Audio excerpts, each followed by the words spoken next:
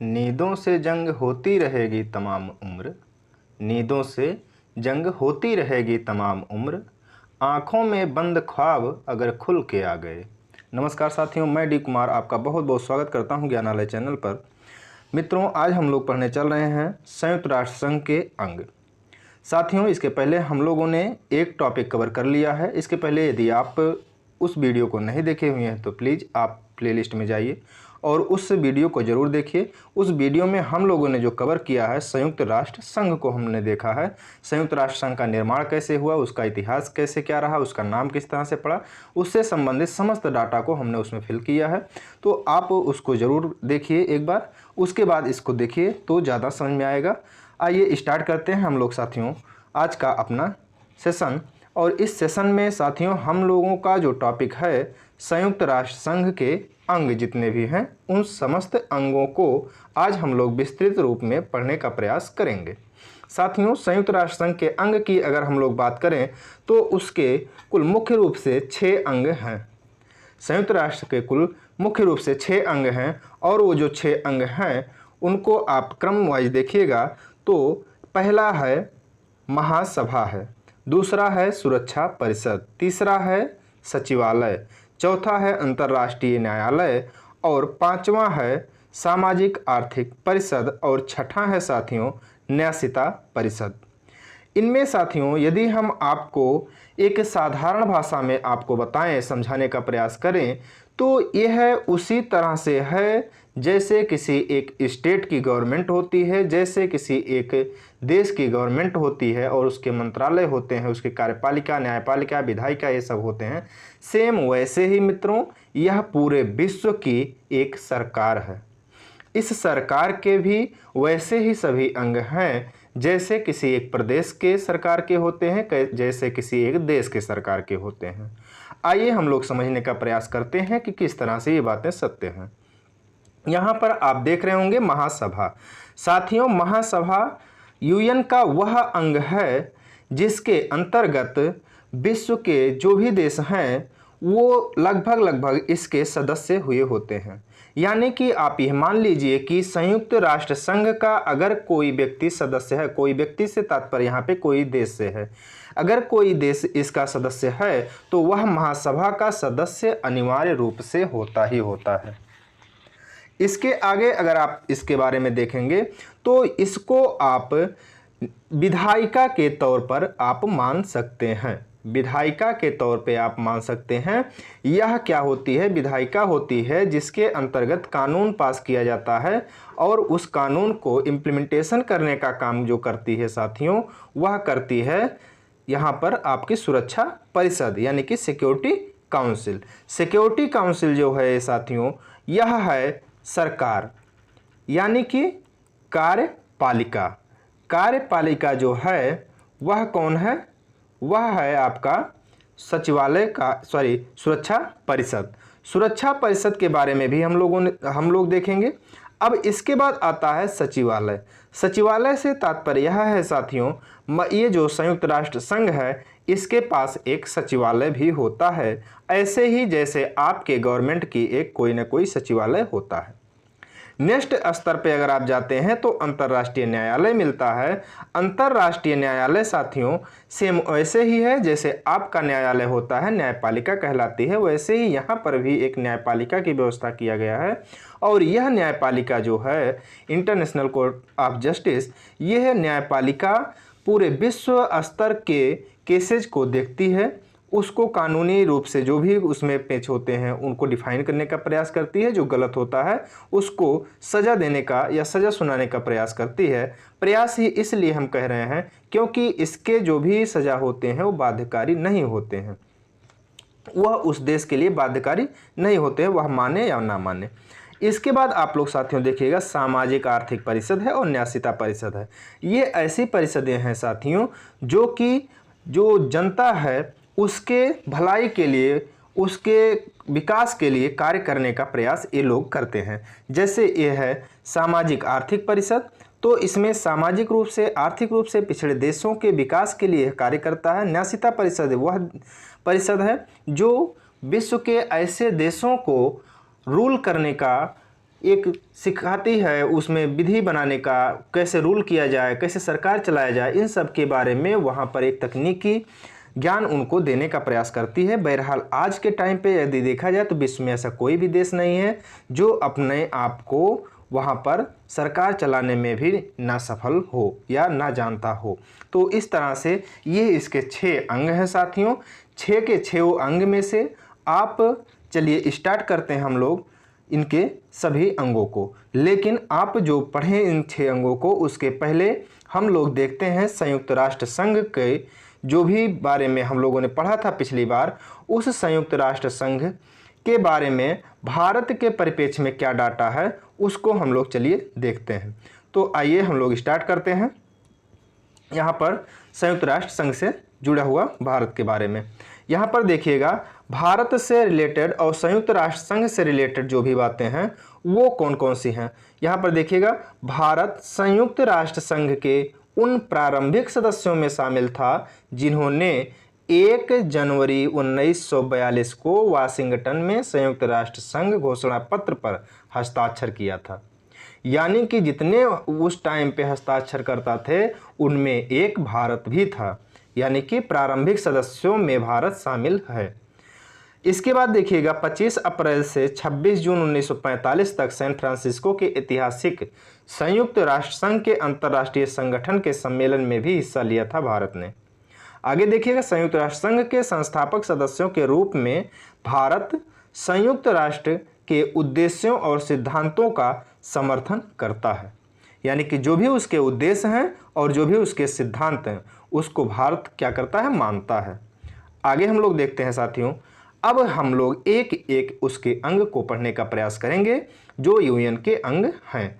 यहाँ पर हम लोग देखते हैं पहले अंग को, जो कि हम लोगों ने देखा महासभा, जिसको हम लोग क्या कहते हैं, विधायिका। अब यहाँ पर विधायिका को आप देखिएगा कि महासभा संयुक्त राष्ट्र संघ का सबसे बड़ा और महत्वपूर्ण अंग है। जो देश संयुक्त राष्ट्र संघ का अंग होता है वह देश महासभा का भी सदस्य होता है। आज संयुक्त राष्ट्र संघ के कुल 193 सदस्य देश हैं, जिसमें से साथियों 193वां जो देश है वह है दक्षिणी सूडान। कौन सा है? दक्षिण सूडान है। दक्षिण सूडान आपका 193वां देश है, यानी कि यह जो अफ्रीका का देश है वह सबसे आखिरी में जुड़ा हुआ है 2011 में।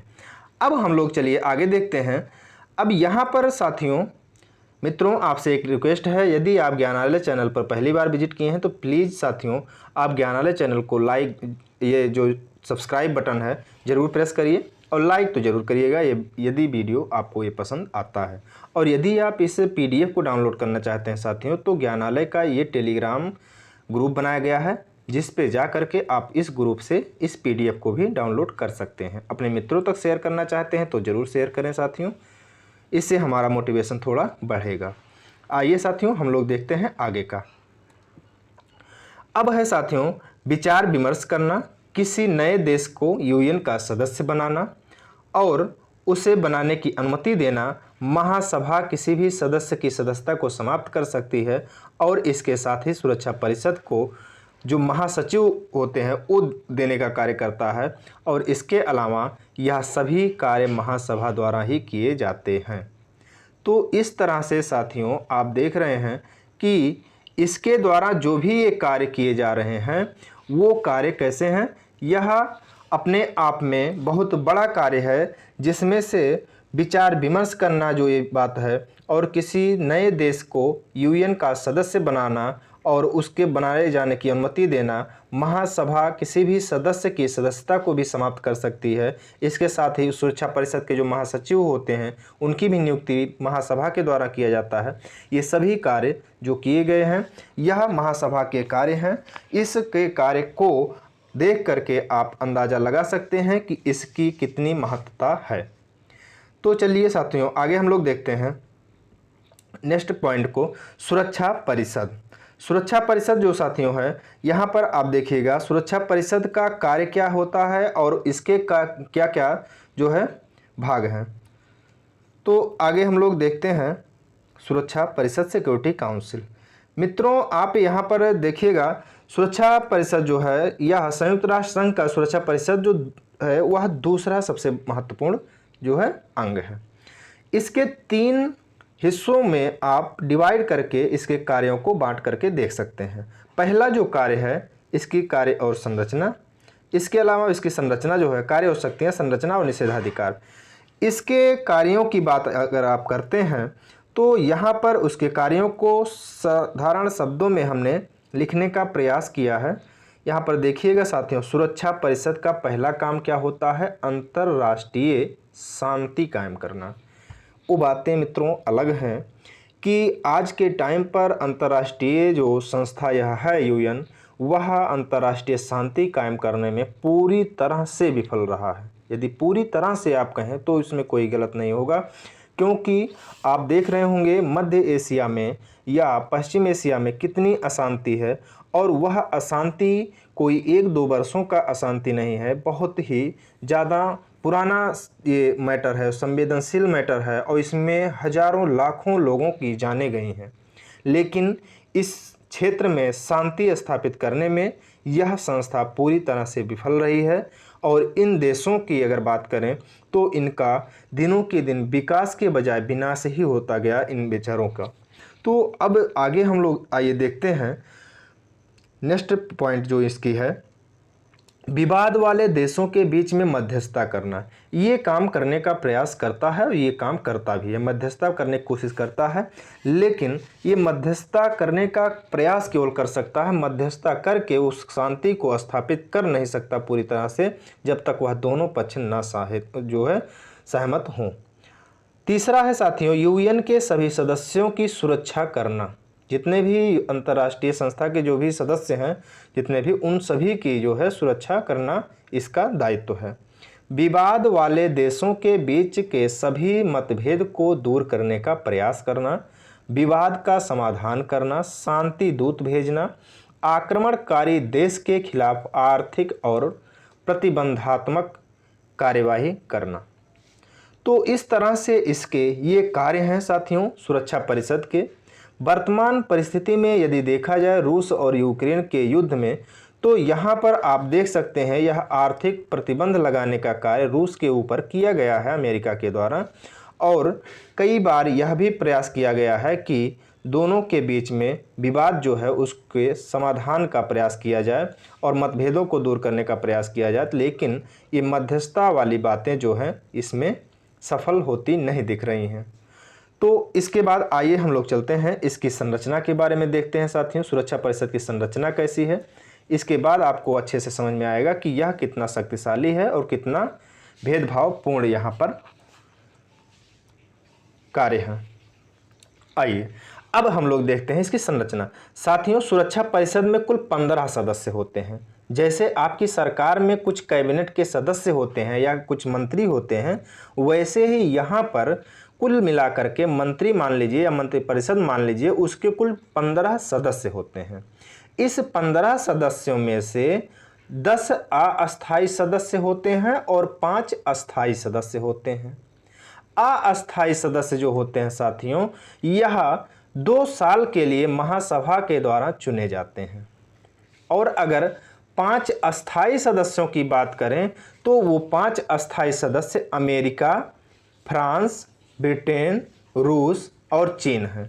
ये अस्थायी सदस्य साथियों हमेशा इस कैबिनेट में शामिल रहते हैं, और जो 10 देश हैं वह बदलते रहते हैं, वह 2 साल के लिए ही इसमें शामिल होते हैं। अब इसमें आप देखिएगा कि ये जो 5 हैं यह किस हिसाब से इसके निर्णय को, सुरक्षा परिषद के निर्णय को प्रभावित करते हैं। अस्थायी सदस्य यहाँ पर साथियों हमने साफ साफ लिखा है कि कभी भी बदलते नहीं हैं, वो हमेशा अस्थायी रूप से रहते हैं। अब इसका जो निषेधाधिकार है, यानी कि जो इसका वीटो है, उसको हम लोग आइए देखते हैं किस हिसाब से यूज किया जाता है, किस तरह से इसका मिसयूज किया जाता है। तो यहाँ पर आप देखिएगा निषेध अधिकार या वीटो। तीसरा और महत्वपूर्ण कार्य जो है, अधिकार जो है इसका सुरक्षा परिषद का, वह कौन सा अधिकार है? वह है वीटो का अधिकार। तो सुरक्षा परिषद में कोई भी निर्णय लेने के लिए साथियों 15 सदस्यों में से 9 सदस्यों की सहमति अनिवार्य रूप से जरूरी होता है। क्या होता है? अनिवार्य रूप से इसमें जरूरी होता है। और इस 9 में सहमति जो होगी उसमें से 5 अस्थायी सदस्यों की सहमति जरूर होनी चाहिए। यानी इसमें 5 के 5 वीटो पावर वाले देश हों और इसके बाद 4 अन्य सदस्य जो हैं वो भी अगर शामिल हों तो वह क्या होगा? वह निर्णय मान्य होगा, वह निर्णय लागू होगा। सॉरी। लेकिन साथियों अगर 5 अस्थायी सदस्यों में से एक भी सदस्य सहमत नहीं हुआ उस निर्णय के लिए तो वह क्या होगा? वह निर्णय लागू नहीं किया जा सकता है। यानी कि आप साधारण शब्दों में अगर देखें तो 15 सदस्यों में से अगर 14 सदस्य सहमत हैं और उसमें से एक अस्थायी सदस्य वाला केवल नहीं सहमत है तब भी वह निर्णय लागू नहीं हो सकता है। यानी 15 सदस्य में केवल एक अस्थायी सदस्य वाला ही ना सहमत हो और 14 सहमत हो तब भी वह निर्णय लागू नहीं हो सकता है। यही वजह है साथियों आज के टाइम पर मेरे समझ से विश्व में अशांति का सबसे बड़ा अगर कारण कोई है तो वह यही, इसका कानून जो है यही उसको शक्ति देता है। अगर आज ये वीटो पावर इस तरह की शक्ति ना दे रहा होता तो शायद कोई भी देश अपना मनमानी नहीं कर पाता जो वीटो पावर वाले देश अपना मनमानी करते हैं। चाहे कोई अमेरिका हो, चाहे रूस हो, चाहे चीन हो, चाहे जो भी हो, अपना वीटो यूज करके यह अपनी ही मनमानी करते हैं। अगर ऐसा करने की शक्ति नहीं होता और बहुमत के आधार पर यहाँ पर फैसला हो रहा होता तो उस देश के ऊपर अगर कार्रवाई होता तो वह देश झुकने का प्रयास करता। चाहे कितना भी ताकतवर होता तो भी अगर वह अकेले पड़ता तो वह झुकने का प्रयास करता। लेकिन साथियों यहाँ पर ये जो वीटो की जो शक्ति दी गई है यहाँ पर फैसले लेने से ही रोक देता है तो किसी देश पे कार्यवाही कैसे हो सकता है, इस चीज़ को आप समझ सकते हैं।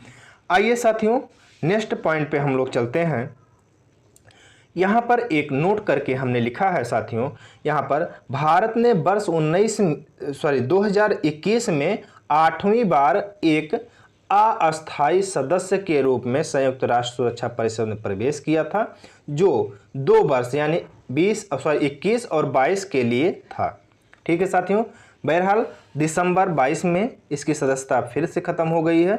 अब इसका जो है अस्थायी सदस्य नहीं रहा है। किसका? इसका सुरक्षा परिषद का। आइए हम लोग साथियों आगे चलते हैं। अब यहाँ पर साथियों नेक्स्ट है पॉइंट आपका कौन सा? सचिवालय। अब इस सचिवालय के बारे में अगर आप देखते हैं तो सचिवालय संयुक्त राष्ट्र संघ का प्रशासनिक अंग है और सचिवालय के मुख्य कर्मचारी को महासचिव कहा जाता है। और महासचिव जो होता है सचिवालय के अंतर्गत बहुत से कार्य किए जाते हैं। वर्तमान में यदि आप देखेंगे संयुक्त राष्ट्र संघ के महासचिव के लिए तो वह जो महासचिव हैं वह पुर्तगाल के हैं और उनका नाम क्या है? एंटोनियो गुटेरस या एंटोनियो गुटारेस भी कहते हैं। आगे है साथियों अंतर्राष्ट्रीय न्यायालय। मित्रों इसमें से क्वेश्चन बहुत ज़्यादा पूछा जाता है। अगर अंतर्राष्ट्रीय संघ के अंग के बारे में कोई क्वेश्चन कहीं से बनता है तो सबसे ज़्यादा क्वेश्चन इसी से बनता है, अंतर्राष्ट्रीय न्यायालय से। और वो जो क्वेश्चन बनता है साथियों वह यह बनता है कि अंतर्राष्ट्रीय न्यायालय संयुक्त राष्ट्र संघ का सबसे महत्वपूर्ण अंग है और यह न्यायिक अंग है जो हेग जो कि नीदरलैंड में है वहाँ के पीस पैलेस में स्थित है। इसके अलावा साथियों संयुक्त राष्ट्र के जो शेष और 5 अंग हैं वह सभी के सभी यूएस में हैं। लेकिन यह जो अंतर्राष्ट्रीय न्यायालय है यह अंतर्राष्ट्रीय न्यायालय हेग में है, नीदरलैंड में है जो कि पीस पैलेस में स्थित है। इस चीज़ को आप जानते रहिएगा क्योंकि यह आपवादिक है और क्वेश्चन आपवादिक पॉइंट से ही बनते हैं। संयुक्त राष्ट्र के 6 प्रमुख स्थानों के विपरीत यह एकमात्र संस्थान है जो न्यूयॉर्क में स्थित नहीं है। अंग्रेजी और फ्रेंच इसकी 2 आधिकारिक भाषाएं हैं साथियों। अंतर्राष्ट्रीय न्यायालय में भी साथियों 15 न्यायाधीश होते हैं जिनको 9 सालों के लिए महासभा द्वारा चुना जाता है। और इस न्यायाधीशों की जो ये 15 न्यायाधीशों की जो यह नंबर है, इसमें अगर कोरम की बात की जाए तो इसमें कोरम जो होता है 9 न्यायाधीश होते हैं, तब वो कार्यवाही होता है। 9 न्यायाधीशों का कोरम होता है इसमें। अब आइए साथियों देखते हैं कि भारत के भी कुछ न्यायाधीश वहाँ पर गए हैं, वो कौन कौन से न्यायाधीश हैं। तो ICJ इंटरनेशनल जो कोर्ट है, इंटरनेशनल कोर्ट ऑफ जस्टिस, उसमें कौन कौन लोग गए हैं अभी तक, तो उसको हम लोग देखते हैं साथियों। 52-53 में सर वेनेगल राव गए थे। इसके बाद 73 से 88 तक साथियों नागेंद्र सिंह थे। इसके बाद 89-91 में रघुनंदन स्वरूप थे। और 27 अप्रैल 2012 से साथियों दलबीर भंडारी थे। यह नवीनतम थे, अभी अगर तत्काल की देखी जाए तो दलबीर भंडारी जी थे। अब यहाँ पर साथियों आप इन नामों को जरूर याद रखिएगा, क्योंकि इन नामों में से चारों में से दे देगा और बोल देगा कि निम्न विकल्पों में से कौन एक ऐसे न्यायाधीश हैं जो अंतर्राष्ट्रीय न्यायालय के न्यायाधीश नहीं रहे हैं, या निम्न में से कौन से ऐसे न्यायाधीश हैं जो अंतर्राष्ट्रीय न्यायालय के न्यायाधीश रहे हैं। तो इनको आप जरूर याद रखिएगा, क्रम भी दे सकता है। आइए हम लोग साथियों चलते हैं न्यायालय के कार्य के बारे में। हम लोग देखते हैं कि इस न्यायालय का कार्य क्या होता है।